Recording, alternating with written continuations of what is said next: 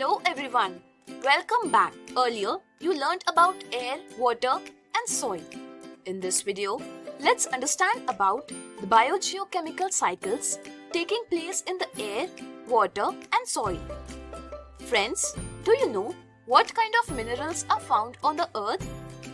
Minerals such as carbon, hydrogen, oxygen, nitrogen are found on the earth.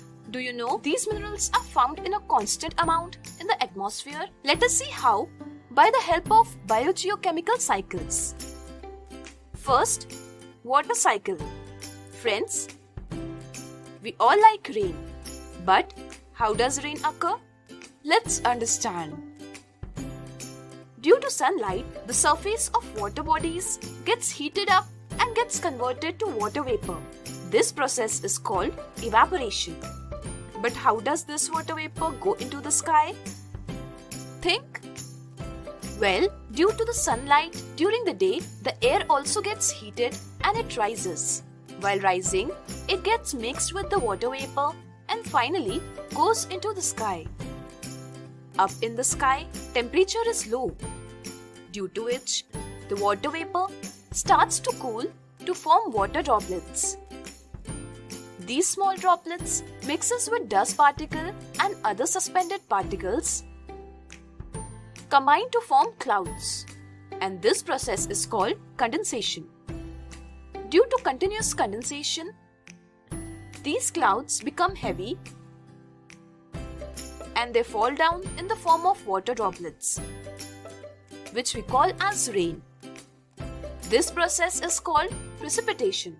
Sometimes, due to low temperature, precipitation also occurs in the form of snow or hail. Some of the water falling on the earth seeps into the ground and is available as groundwater. Some part of this water also reaches the surface through spring. Friends, do you know that we also bring groundwater to surface? But how? Think.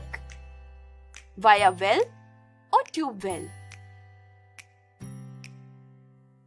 Friends, some part of the rainwater also flows from the top of the rock, dissolving the soluble minerals present in the rock and finally mixes in the sea.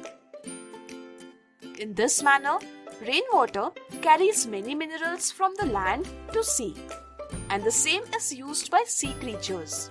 Well, what's happening? The water evaporates from the reservoir and falls to the ground in the form of rain and joins the water bodies. And then again the water evaporates from the reservoir. So in this way, water is moving in a circular manner and which is called a water cycle. Carbon cycle.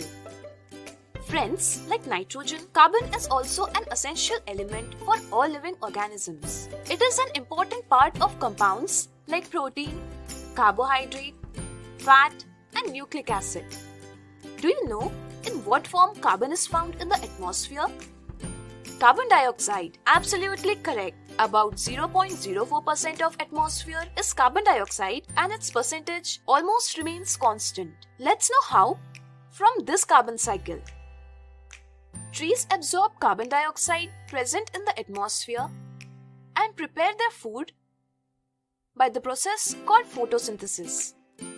Apart from this, marine animals also absorb carbon dioxide dissolved in water and make their own shells. In this way, carbon dioxide is absorbed from the atmosphere. But what are the processes by which carbon dioxide is released into the atmosphere? Let's understand this. Carbon dioxide is released into the atmosphere by respiration and burning of fossil fuels and coal.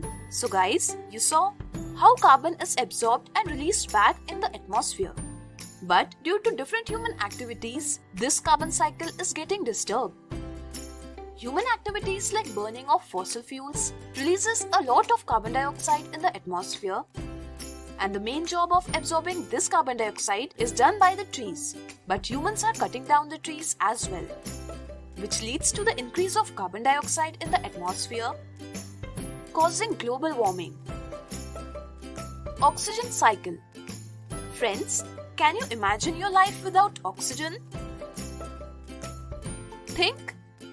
impossible. We cannot live few minutes also without it. Oxygen is necessary for the respiration of living beings, and it is also necessary for combustion. Around 21% of the atmosphere is oxygen, and it's almost constant. Let us see how the amount of oxygen remains constant in the atmosphere. Humans, animals take oxygen through the process of respiration and release carbon dioxide and water vapor. This carbon dioxide and water vapor is absorbed by the plants to prepare their own food, and oxygen by the process called photosynthesis. Plants store their food in the form of glucose, which also contains oxygen in it. When an animal consumes the plants, glucose enters into the animal's body, and again they release carbon dioxide during respiration. Hence, in this way, oxygen is absorbed from and released into the atmosphere, and its percent remain constant. Summary. So friends, what did you learn in this video? Water cycle, nitrogen cycle, carbon cycle, and oxygen cycle.